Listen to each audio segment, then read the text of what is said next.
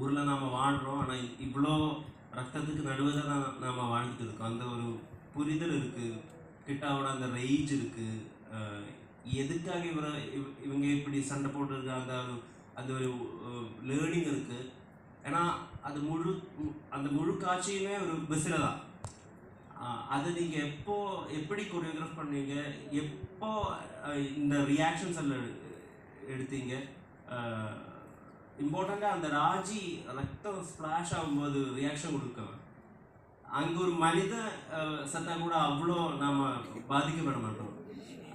அந்த மாதிரி ஒரு ரியாக்ஷன் அவரோட ஃபேஸில் எப்படி அந்த சீன் நீங்கள் கொரியோகிராஃப் பண்ணீங்க?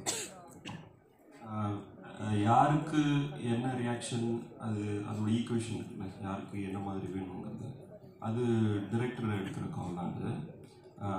பட் நீங்கள் சொல்கிறது கம்ப்ளீட்டாக ஒரு விஷயம் இருக்காது. அதோட லொக்கேஷன் இருக்குல்ல, இந்த ரெட் சாயில் இருக்காங்க, நிறைய ட்ரீஸ் இருக்கும், லைட்டே பார்த்தீங்கன்னா அன்னிவனாக வந்து போயிட்டே இருக்கும் பஸ்குள்ளே. ஸோ இந்த லொக்கேஷன்லாம் நாங்கள் பார்க்கும் போதே இங்கே ஷூட் பண்ணலான்னு டைரக்டர் சொன்னார். பட் அது நிறைய காம்ப்ளிகேஷன் இருந்தது. அந்த ரெட் சாயிலோட பவுன்ஸ் உள்ளே வந்து போயிட்டே இருக்கும். ஸோ எனக்கு கலெக்டிவாக யோசிக்கும் போது இவ்வளோ பிரச்சனை இருக்குது. பட் ஆனால் அதோடைய ஸ்டோரி டெல்லிங் அது ஹெல்ப் பண்ணணும்னு தோணுச்சு.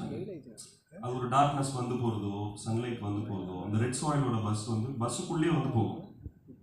ஸோ இது எல்லாமே தான் அதுக்கு ஹெல்ப் பண்ணுச்சுன்னு நினைக்கிறேன். நீங்கள் சொல்கிற அந்த இன்டென்சிட்டி ப்ளஸ் அதோட நீங்கள் சொல்கிற மாதிரி அது கொரியோகிராஃபி, அப்புறம் ரஜிஷாவோட அந்த ரியாக்ஷன் எல்லாமே.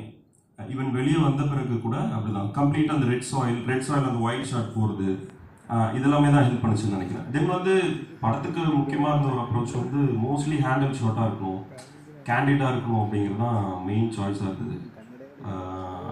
பஸ்ஸுக்குள்ளே நீங்கள் ஸ்டெடியாக ஷாட் எடுக்கலாம், பட் ஒரு சின்ன ஒரு வைப்ரேஷன் இருக்கணும், ஒரு சின்ன ஒரு ஷேக் இருந்துகிட்டே இருக்கணுன்றது தான் ஒரு எல்லா சீக்வன்ஸுக்குமே. மெயினாக பஸ் சீக்வன்ஸ்க்கு அது இருந்துச்சு.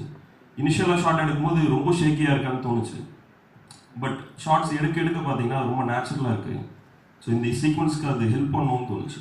ஸோ இதெல்லாம் கலெக்டிவாக ஹெல்ப் பண்ணது தான் அந்த சீக்வன்ஸ்க்கு வந்தது.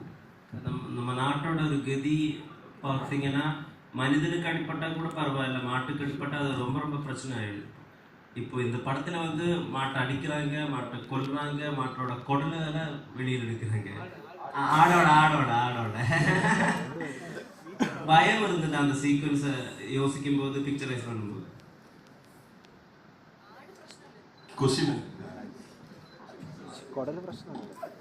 அது என்ன சொல்ல வரீங்க? இல்ல பயம் இருந்ததா? இத பயம், அந்த பயத்தை காட்டுறதுக்கு தான்